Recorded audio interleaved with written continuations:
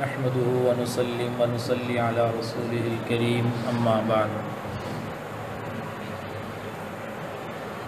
قال النبي صلى الله عليه وسلم إنما الأعمال بالنيات أو كما قال عليه الصلاة والسلام۔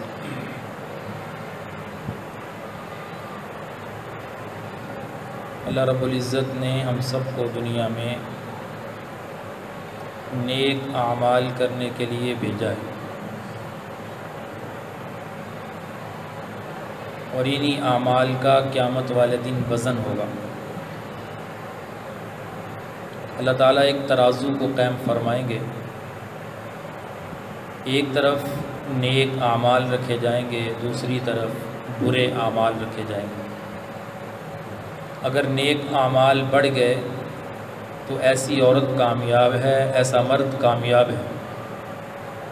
فَأَمَّا مَنْ ثَقُلَتْ مَوَازِينُهُ فَهُوَ فِي عِيشَةٍ رَاضِيَةٍ، وہ اپنی من مرضی کی زندگی گزارے گا، عیش و عشرت کی زندگی گزارے گا۔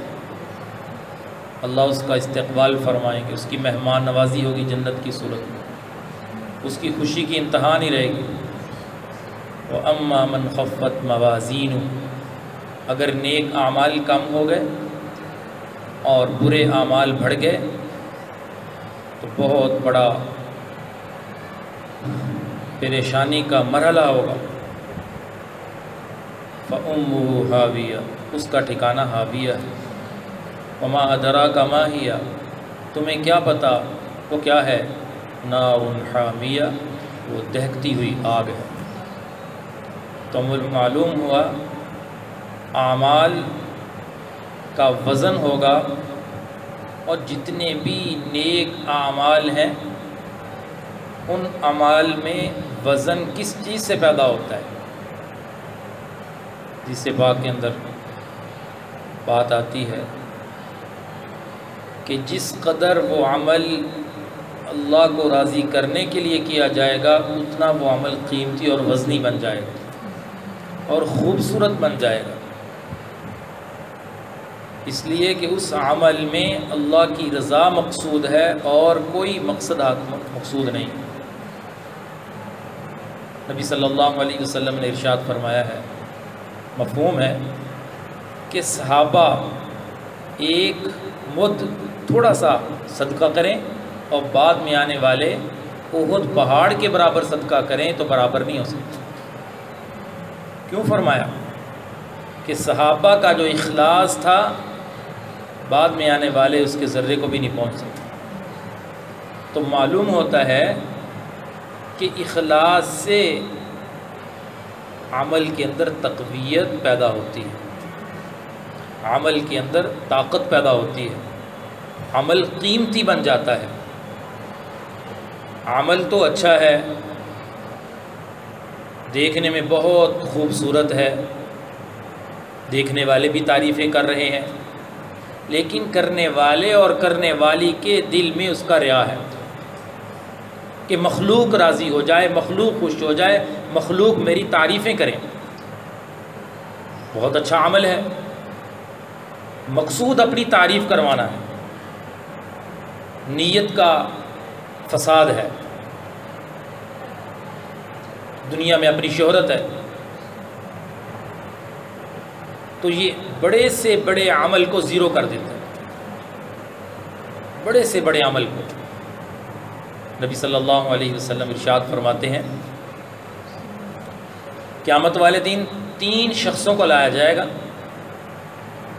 اور انہیں گھسیٹ کر جہنم میں پھینک دیا جائے گا۔ سب سے پہلا وہ شخص جس نے علم لوگوں کے لیے پڑھا تھا، رونگٹے کھڑے کرنے والی حدیث ہے یہ،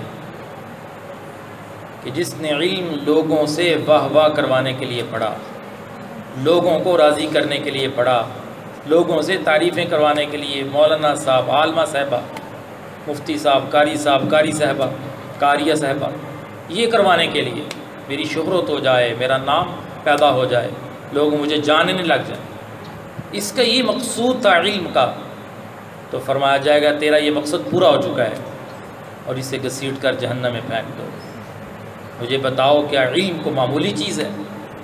علم بہت بڑی چیز ہے، جس کے گھر سے نکلنے والوں کے لیے اللہ کے فرشتے اس کے پاؤں کے نیچے اپنے پروں کو بچھاتے ہیں کہ یہ اللہ کی بندی اور اللہ کا بندہ علم کے لیے اپنے گھر سے نکلے۔ اور فرمایا علم حاصل کرنے والے ایسے ہیں جب گھر سے نکلتے ہیں جیسا کہ میدان جہاد کی طرف جانے والے غازی ہوتے ہیں۔ جو فضیلت انہیں حاصل ہوتی ہے علم والوں کو وہ فضیلت حاصل ہوتی ہے۔ اس ساری چیزوں کے باوجود اتنا بڑا عمل زیرو ہو گیا، میں کہتا ہوں زیرو سے بھی نیچے چلا گیا کہ جہنم میں جانے کا ذریعہ بن گیا۔ قاریہ آ جائے گی، قاری صاحب آ جائیں گے۔ آپ نے بھی قرآن اس لیے پڑھا تھا کہ لوگ قاری صاحب کہیں، لوگ قاریہ صاحبہ کہیں، لوگ میرے آنے پہ کھڑے ہو جائیں۔ یہ تو تکبر ہے۔ اللہ کے نبی صلی اللہ علیہ وسلم اتنے بڑے ہونے کے باوجود کائنات میں اللہ کے بعد سب سے بڑا مقام اللہ کے رسول کا ہے۔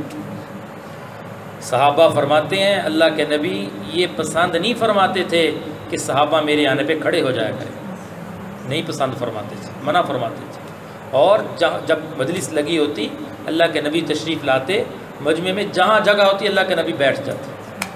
تو آج کا مولانا صاحب کیا کہتا ہے، آج کی عالمہ صاحبہ کیا کہتی ہے، میں جاؤں مجھے آگے جگہ ملنی چاہیے، مجھے سٹیج کے اوپر بٹھانا چاہیے، میرے استقبال میں سب کو کھڑے ہونا چاہیے۔ یہ اس کا عمل ہے اور وقت کے نبی کا یہ عمل ہے۔ صحابہ فرماتے ہیں ہم آگے چلتے، اللہ کے نبی ہم سے پیچھے ہوتے تھے، آگے نہیں بڑھتے تھے۔ صحابہ تو ادب کی وجہ سے آگے نہیں چلتے تھے اللہ کے نبی کی، لیکن اللہ کے نبی کی یہ کوشش نہیں ہوتی تھی کہ میں آگے، جیسے آج کل کے سردار چلتے ہیں، آج کل کے بادشاہ چلتے ہیں، کہ اس طرح میں صحابہ میں کوئی وفد ملنے آتا جن کو اللہ کے نبی کا تعارف نہ ہوتا یا انہوں نے اللہ کے نبی کی پہلے زیارت نہ کی ہوتی، ان کو مشکل ہو جاتا تھا کہ محمد صلی اللہ علیہ وسلم کون ہے۔ اتنی وہ سادگی زندگی، تواضع عاجزی والی۔ خیر وہ دوسری بات ہے، میں عرض کر رہا تھا کہ عمل کے اندر طاقت اخلاص سے پیدا ہوتی ہے۔ اب قاری بننا، قرآن پڑھانا، قاریہ بننا، قرآن کی خدمت کرنا، زندگی بھر قرآن کی خدمت کی، لیکن مقصود لوگوں سے واہ واہ کروانی تھی، اپنی شہرت تھی، تو کیا ہو گیا، اعلان ہوگا اسے پکڑو، عورت کے بالوں سے پکڑو اور اس کو جہنم میں گھسیٹ کے پھینک۔ اس قاری صاحب کو پکڑو، فرمایا جائے گا تجھے کہا جا چکا جو تیرا مقصود تھا وہ پورا ہو چکا ہے۔ سخی، سخاوت کرنے والا، لوگوں پہ پیسے لٹانے والا، بڑے بڑے دسترخوان بچھانے والا، بڑی بڑی مسجدوں کے اوپر پیسے لگانے والا، اس کا مقصود کیا تھا کہ لوگ تعریف کریں کہ بڑی سخاوت کرنے والے ہیں، بڑی سخاوت کرنے والی ہے۔ اس نے تو اپنا زیور ہی پھینک دیا، اللہ کے راستے میں دے دیا، لیکن مقصود تعریف تھا لوگوں سے، یہ نہیں تھا کہ میں اللہ کی عشق اور محبت میں دے رہی ہے کہ اللہ کے دین میں ترقی ہو جائے، اللہ کے دین کی ترقی کا میرا یہ عمل، میرا یہ پیسہ، میرا یہ روپیہ، میرا یہ زیور ذریعہ بن جائے۔ اس نے تو تعریف کے لیے سخاوت کی ہے، تو فرمایا اس کو بھی پکڑو اور جہنم میں پھینکو۔ اتنے بڑے بڑے عمل، شیطان کہتا ہے مجھے اتنا ڈر عبادت کرنے والی سے، عبادت کرنے والے سے نہیں لگتا جتنا ڈر مجھے سخاوت کرنے والوں سے لگتا ہے، کہ ادھر سخاوت کریں اور ان کی جنت کا فیصلہ ہو جائے۔ سخاوت کرنے والے اللہ کو بڑے محبوب ہیں، بڑے پسند ہیں، اور بخیل کی اللہ کے نبی نے مذمت بیان فرمائی۔ بخیل، دل کے اندر بخل ہے، 1 روپیہ خرچ کرنے کو دل نہیں کرتا اللہ کے راستے، ان کی مذمت اور وعیدیں بیان فرمائی۔ تو سخاوت کرنے والے اللہ کو بڑے پسند ہیں۔ اتنے بڑے بڑے یہ عمل ہیں، علم پڑھنا اور پڑھانا، قرآن پڑھانا، قرآن کی خدمت کرنا، سخاوت کرنا، لیکن اس میں اخلاص نہیں تھا، اس میں ریاکاری تھی، اس میں لوگوں سے تعریف تھی، لوگوں میں شہرت تھی، اپنی تعریف جتلانا مقصود تھا۔ یہ سب زیرو ہو گئے، اور الٹا جنت میں جانا تھا ان اعمال نے لے کر، یہ ان عمل کی وجہ سے جہنم میں جا رہی ہے، ان عملوں کی وجہ سے یہ مولانا جہنم میں جا رہے ہیں۔ وجہ کیا ہے؟ کیا انہوں نے کوئی غلط کام کیا ہے؟ کیا انہوں نے ڈاکے اور شراب پی ہے، ڈاکے ڈالے، جھوٹ بولا ہے؟ نہیں، کام تو بہت اچھا کیا ہے، لیکن زیرو کیوں ہوا؟ کہ اس میں اخلاص نکل گیا، اللہ کی خوشنودی نکل گئی، اللہ کی رضا نکل گئی، اللہ کے عشق اور محبت میں عمل نہیں کیا۔ اس لیے جو اللہ کی عشق اور محبت میں عمل کرتی ہے وہ اللہ کے لیے ہوتا ہے، لوگوں کے لیے نہیں ہوتا۔ تو اس لیے اللہ نے ہمیں دین کی لائن سے جوڑا ہے، ہم اس پہ اللہ کا بے حد شکر ادا کرتے ہیں۔ جتنا بڑا کام اللہ کسی سے لے اتنا ہی اسے محتاط ہو کر چلنا پڑتا ہے، اس کی احتیاط بھی بڑی ہوتی ہے۔ آپ مدرسہ بنانا کتنا بڑا عمل ہے، ہزاروں سینکڑوں بچے بچیاں پڑھ کے علاقوں میں جا کر دین کا کام کر رہے ہیں۔ جو ذریعہ بنا کتنا بڑا عمل اس نے کیا اور کتنا بڑا ثواب کما رہا ہے، لیکن عمل بہت بڑا ہے، لیکن احتیاط کی بڑی ضرورت ہے، بہت بڑی احتیاط کی ضرورت ہے، بہت بڑا اخلاص بھی چاہیے اس کے لیے۔ کام بڑا ہے، اخلاص بھی چاہیے اتنا، کہ کہیں شہرت مقصود نہ ہو جائے کہ ان کا جو مدرسہ ہے، یہ محتم صاحب ہیں، یہ محتمم صاحبہ ہے، اگر یہ باتیں ذہن میں آ رہی ہیں سمجھ لو کہ مدرسہ نہیں ہے، کچھ اور ہی ہے۔ اللہ والوں نے لکھا ہے کسی نے اپنا اخلاص چیک کرنا ہو تو اس طرح کرے کہ جو کام وہ کر رہی ہے، جو کام وہ کر رہا ہے نیک عمل، مدرسہ بنایا ہوا ہے، قرآن پڑھانے والی قرآن پڑھا رہی ہے، قرآن پڑھانے والا قرآن پڑھا رہا ہے، وہی کام کسی دوسرے نے شروع کر دیا، کسی دوسری نے شروع کر دیا، یہ پہلے نیک عمل کر رہی تھی، وہی نیک عمل کسی اور نے کر لیا، پہلے اس کا مدرسہ تھا دوسروں نے بنا لیا۔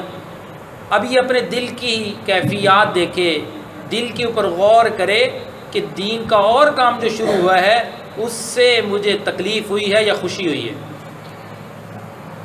اگر اس مدرسے کے بننے سے، کسی اور اچھی کاریہ کے مدرسے میں آ کر پڑھانے سے، محنت کروانے سے، یا اسی طرح کا کوئی نیک عمل کسی اور نے شروع کر دیا، اس کے شروع کرنے سے اس کے دل کو تکلیف ہوئی ہے، سمجھ لو سب ریا ہے، سب ریا ہے۔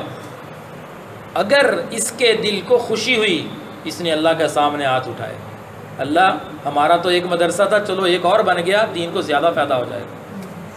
جو بچیاں ہمارے پاس پڑھنے آ رہی تھی، بچے آ رہے تھے، کچھ ایسے ہوں گے جو ان کی محنت سے ان کے مدرسے میں آ جائیں گے، اللہ ان کو اور 4 چاند لگا دے۔ یہ اخلاص والی ہے، اس کے دل میں اللہ کی محبت ہے، اس کے دل میں اللہ کا عشق ہے کہ اس کا مدرسہ، اس کا پڑھنا، اس کا پڑھانا، اس کا محنت کروانا، اس کا راتوں کو اٹھ کے اللہ کے سامنے دعائیں مانگنا، یہ سب اخلاص ہی اخلاص ہے۔ اس عمل کے اندر وزن ہوگا، اتنا وزن ہوگا کہ پلڑا ہی بھاری ہو جائے گا قیامت والے دن، اس کا جس کے پاس اس اخلاص والے عمل کی طاقت ہے۔ ہمارے حضرت، اللہ اکبر، پہلے بھی بات سنائی تھی، امام الاولیاء شیخ التفسیر حضرت مولانا احمد علی لاہوری رحمۃ اللہ علیہ کراچی میں تشریف لے گئے، مختلف علماء کرام کو ادھر بلایا گیا تھا۔ اللہ اکبر، کیا ان کا اخلاص تھا۔ تو حضرت بنوری رحمۃ اللہ علیہ ایک بزرگ تھے جنہوں نے دعوت دی تھی، کہنے لگے حضرت اور بھی علماء کو دعوت دی ہے ہم نے، لیکن جس قدر لوگ آپ کا پوچھ رہے ہیں کسی اور کا نہیں پوچھ رہے کہ حضرت کب آ رہے ہیں، وجہ بتائی جائے۔ حالانکہ اور بھی بڑے بڑے مشائخ ہیں، ملک سے بلائے ہیں، دعوت دی۔ تو فرمانے لگے حضرت لاہوری رحمۃ اللہ علیہ کہ مولانا بات یہ ہے کہ میں نے ساری زندگی قرآن پڑھایا ہے، اس کے بدلے میں 1 روپیہ بھی کسی سے نہیں لیا۔ یہ اس اخلاص کی برکات ہیں، اس اخلاص کی برکات ہے۔ حضرت احمد علی لاہوری رحمۃ اللہ علیہ کوئٹہ میں تشریف لے گئے، وہاں ایک بڑی لینڈ لارڈ خاتون تھی، بڑی پیسے والی تھی، تو حضرت سے بیعت ہوئی۔ بیعت ہونے کے بعد اس نے 1 لاکھ اس دور کا، کروڑوں پڑھیں گے آج کے زمانے کی، 1 لاکھ روپے ہدیہ پیش کیے۔ حضرت نے فرمایا بیٹی میں اللہ کا نام بیچا نہیں کرتا، رد کر دیا۔ یہ تھے اخلاص والے جن کی قبروں سے پھر جنت کی خوشبو پھوٹی ہے۔ تو وہ خاتون اتنی متاثر ہوئی، وقت کی ولیہ بنی اللہ کے نام کی برکت سے۔ تو یہ اخلاص اپنے عملوں میں پیدا کرنا فرض ہے، ضروری ہے۔ پورا ہمارا ماحول، ہمارا معاشرہ ریاکاری میں جکڑا ہوا ہے۔ تو حضرت لاہوری رحمۃ اللہ علیہ کے مرشد خلیفہ غلام محمد دین پوری رحمۃ اللہ علیہ فرماتے ہیں میں نے اپنے شیخ کی صحبت میں، ان کی مجلس میں ان کے پاس 25 سال گزارے اور اخلاص سیکھا ہے۔ 25 سال کے عرصے میں اخلاص سیکھا ہے۔ اب میرے دل میں ہر عمل میں اللہ کا دھیان رہتا ہے، غیر اللہ کا خیال نہیں آتا۔ جس کو یہ چیز نصیب ہو جائے اخلاص والی، اس کا تو میں کہتا ہوں ایک لقمہ اپنی ضرورت کے لیے کھانا وہ بھی عبادت بن جائے گا، اس لیے کہ وہ اس لیے کھا رہا ہے، وہ اس لیے کھا رہی ہے کہ میرے جسم میں طاقت پیدا ہوگی، میں اللہ کی عبادت کروں گی، کیونکہ اس کا تصور ہی ہر وقت اللہ کی طرف ہے۔ وہ کہتے 25 سال میں نے اخلاص سیکھا ہے۔ یہ ساری چیزیں ہمیں بتا رہی ہیں کہ اللہ کے بندوں کو، اللہ کی بندیوں کو اس بات پہ لگاؤ کہ اپنا عمل اللہ کے لیے کرو، محنت کرو، نیت کی نگرانی کرو، دل کی نگرانی کرو کہ میرا دل یہ عمل کیوں کر رہا ہے۔ دل سے پوچھو یہ میں کیوں کر رہی ہوں۔ حضرت امام غزالی جیسی شخصیت وہ فرماتے ہیں کہ میں اتنے سال مدرسے میں تدریس کی، بڑے بڑے علماء ان کے شاگرد، لیکن ایک دن میں نے اپنے اندر غور کیا، دل کے اوپر میں نے مراقبہ کیا کہ میں کیوں پڑھا رہا ہوں، کیوں درس دے رہا ہوں۔ فرمانے لگے میرے دل کی اندر غور کرنے سے میری نیت میں مجھے فساد نظر آیا۔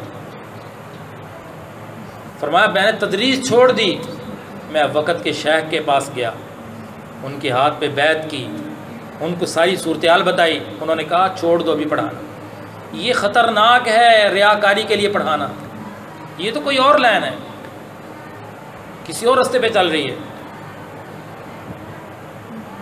11 سال کی خلوت میں بٹھایا، اللہ کا نام سکھایا اور ذکر کروایا۔ 11 سال کے بعد فرماتے ہیں جب میں اپنی مسند کے اوپر آ کر بیٹھا پڑھانے کے لیے، پہلے پڑھانے کے اور بعد کے پڑھانے میں مجھے زمین اور آسمان کا فرق نظر آیا۔ یہ اخلاص جب نصیب ہوتا ہے، جب اللہ کا تعلق، اللہ کی قربت نصیب ہوتی ہے، پھر اس کا ہر عمل اللہ کے عشق میں ہوتا ہے۔ پھر کتاب کھولے گی، دل میں کہے گی اللہ تیرے لیے ہے، پھر قرآن کھولے گی، قرآن کی کلاس میں بیٹھے گی، کہے گی اللہ تیرے لیے ہے، پھر کسی کو سلام تک کرے گی، کہے گی اللہ تیرے لیے ہے، کھانا کھائے گی، کہے گی اللہ آپ کے لیے ہے، رات کو آرام کرے گی، پھر نیت کو اچھا کرے گی، اس کی 24 گھنٹے کی زندگی کا جو زاویہ نظر ہے وہ بدل جائے گا۔ یہ اس محنت سے حاصل ہوتا ہے۔ مشائخ کے پاس ان کی گفتگو، ان کے مواعظ پڑھنے اور سننے سے اور اللہ کے نام سے یہ چیزیں حاصل ہوتی ہیں۔ سینکڑوں لاکھوں اولیاء اللہ گزر گئے اخلاص سیکھتے ہوئے، اخلاص والی محنت کو سیکھتے ہوئے گئے۔ کس عمل سے ان کے دلوں میں اخلاص پیدا ہوا؟ ہمارے حضرت فرماتے یہی 2 چیزیں تھیں، ان کا مشائخ سے تعلق، مشورہ اور رہنمائی اور رہبر بنا کر چلے، اور ساتھ اللہ کے ذکر کی پابندی کی۔ وقت آیا کہ اللہ پاک نے اپنے نام لینے کی برکت سے ان کے دلوں میں اپنی محبت کو پیدا کر دی۔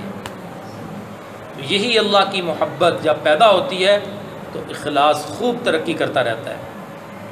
تو ہمیں چاہیے کہ ہم جتنے بھی نیک عمل کریں اپنی نیت کو درست کریں، اپنی نیت کی نگرانی کریں۔ اس وقت ہر عمل لوگوں کو راضی کرنے کے لیے کیا جا رہا ہے، نعوذ باللہ۔ میں اکثر کہا کرتا ہوں کسی کی عادت کرنے کے لیے جا رہے ہیں، صرف یہ ہے کہ وہ راضی ہو جائے۔ کسی کے ہاں تعزیت ہے، وہ راضی ہو جائے، وہ کہے کہ ہماری تعزیت کے لیے نہیں ہے۔ دعوت کے جانے کا موقع ہے، اس کو راضی کرنا ہے۔ پہلے اللہ کو راضی کرنے کی نیت کرو، بعد میں مسلمان کا دل بھی خوش ہو جائے تو بڑی اچھی بات ہے۔